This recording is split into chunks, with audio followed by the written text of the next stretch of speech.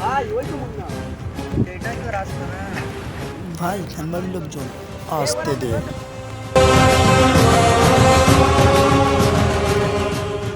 এই মুন্না, তুই আমার ভাইকে মেরেছিস কেন? অর্ডার পাইছি তাই। অর্ডার? কত টাকার অর্ডার পেয়েছিস? 50 লাখ। এই সামান্য করার টাকার জন্য তুই আমার ভাইকে মারলি?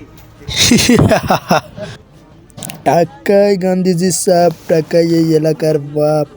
তোর কাছে সামান্য কিছু হলেও আমার কাছে অনেক বেশি। যেমন তুই ছোট এক টাকাকে ফেলে দিস, আমি সেই ছোট এক টাকাকে সম্মান করি। ও! এই